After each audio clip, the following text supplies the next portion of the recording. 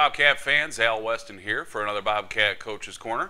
Got a face we haven't seen in a while. Welcome back, Coach Barsby. Thanks. Been a busy Christmas and holiday break, and glad to be back. How was the Christmas? I heard you went down to Florida and the magical kingdom. And went to the magical kingdom, ran a half marathon. Wife ran a marathon. I guess I'm half the person she is, so there you go. Twice the size, but half the person. Yeah, twice the size. All right. Coach, it's been a long time since we talked. We've had a little bit of preseason coming in, and you start things on Saturday against Anderson at home. Part of Showcase Saturday here at Georgia College. 6 varsity sports all in action at the same time here in Milledgeville. Come check us out. How's the team shaping up, and how's the effort been so far in the preseason? Oh, it's been really good. The guys are looking really good. Girls are looking really good. Practicing really hard. Drove by the courts late the other night. Had 6, 8 of them out there playing by themselves. So it's nice. Always a good sign. They're really fired up about the season starting this weekend. Okay, just got a word yesterday, actually, that Jerome LeBourne was named to the All-Peach Belt preseason team. Nice honor for him, and a pretty well-decorated kid, both academically and on the court. Yeah, Jerome, you can't ask for a much better kid than Jerome. Great in the classroom, great on the tennis court. I think he's one of the top 6 players in the Peach Belt going in, so we'll see if he can have a better start this year than he had last spring. And extremely handsome as well. Good-looking guy, bad haircut, but a good-looking guy. All right, so talk to me about the guys' side. Do you still have some qualifying you're going to do this week, or are you pretty well fleshed out for a lineup? What do you got? We got maybe a couple matches, but I think we know where we're going to start with, what we're going to start with this weekend. But there's a couple spots that still could go one way or the other, but I think the guys' team's pretty well set, the girls' team as well. So I think we know what we're going to start with, but I think the first 2 weeks there could be some changes. What are your doubles pairings for the guys? Guys, we're going to stay with Jerome and Johan at number 1. At number 2, I think we're going to go with Casper and Tyler. And at 3, we're going to go with Leo Bernardes and Wick Anderson. Oh, so Victor Anderson getting in there in the 3rd slot. I know he's had some interesting times with doubles and shows a little bit of skill set there, and might be able to factor in for some W's in that 3rd slot. Yeah, him and Leo had a great fall. Did well in the fall regionals. Looked good in practice so far. You couldn't ask for a nicer, hard-working guy. So he's earned his spot in there. And you do have the 2 seniors, correct? We talked about Jerome, but give me a little bit on Leo Bernardes. Leo's playing really well right now. Looking forward to his senior year. It's amazing. It goes by pretty fast, but been a great 4-year player for us. Once again, is going to be somewhere in the 2 to 4 spot in the lineup, heading into the spring, but has done real well and is looking forward to his senior spring. All right, let's switch gears to the women's side then, I guess, and how are things fleshing out for your women's team?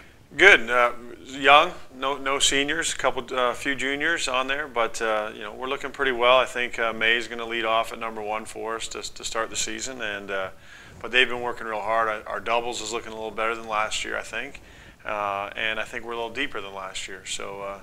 With our schedule, I think we'll be, by the end of it, I'm hoping we're in the top 15 in the country, so we'll see. Talk to me about the doubles pairings on the women's side.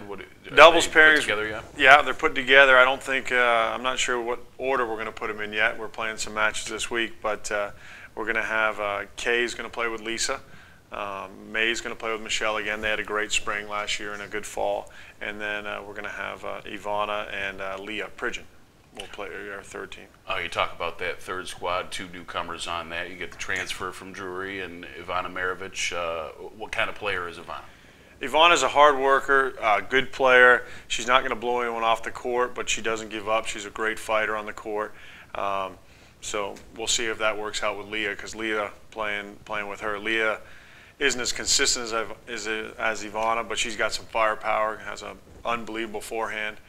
So we're hoping that tandem will work well together.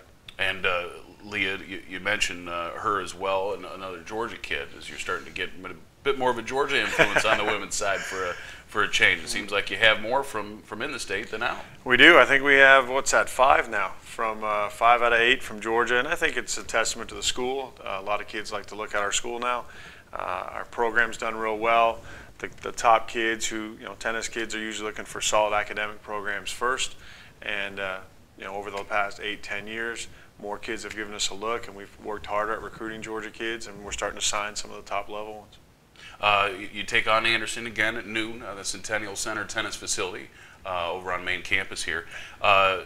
Anderson, the Trojans from South Carolina, and a pretty decent squad gave you a run for your money, I believe, last year, did they not? No, yeah, they're real good. I think they won the South Atlantic Conference last year. Their men's team is very solid. They've got guys that are ranked in the country. We probably have a little more depth than them, and that's what pulled us over the top last year. I think Jerome lost there last year. Johan won. Leo. So there was a bunch of matches that went both ways. We were just a little deeper at the bottom. And our girls team, if we play well, I think, Anderson isn't, they're good, but I think if our girls play well, we should do all right. And then Sunday, another match at home as well. The guys take on Morehouse. Morehouse. We play Morehouse every year. Coach Alexander up there does a great job. Their turn to come down here this year, so hopefully we can get it done again on Sunday. And now I know off the court, things are important for you as well. We've had plenty of philanthropic interests and just getting involved in the community from the tennis program in general. I know you worked on the Creekside recreation facility there, yep. and all that kind of stuff. Tell me about some of the elements that your team has done a little bit in the off season to try and make our community a little bit better. No, they do a lot of stuff. They volunteer at Creekside, where my kids are, a bunch. We did the Milledgeville Open, and we had a show about that before. I guess we never had a show after with the Christmas break, but we ended up raising $1,000 for Make-A-Wish that we'll present at, I think, an upcoming basketball game to Kendall Stiles and to the Peach Belt through the Student Athlete Advisory Committee. But my kids love to get involved. We talk about it a lot, and so they get involved in schools. They've done the stuff with the tennis. We've started doing more clinics with other schools around town. It's just a good bunch of kids. What do you see as the benefit to that? I mean, at this level, we're trying to create real solid tennis players, but we're also trying to create real solid men and women by the time they're done with their Georgia College degree, right? Yeah, and the thing is, and not that there's anything wrong with this, but if they come play tennis for me, as good as our program's been and the amount of All-Americans we've had and stuff over the years, they're not getting their check from tennis after they leave here. They're going to get their job from the real world. This is probably the easiest time of their life. Paying bills after this is a lot tougher, and just to get them experience out there working with different people, different cultures, different this, different that, interacting with kids, adults, business people, getting out there, I think to me is a great benefit to them for their future life, and hopefully maybe you never know, might get some connections to get an in at some job, and they might find their passion somewhere else. So.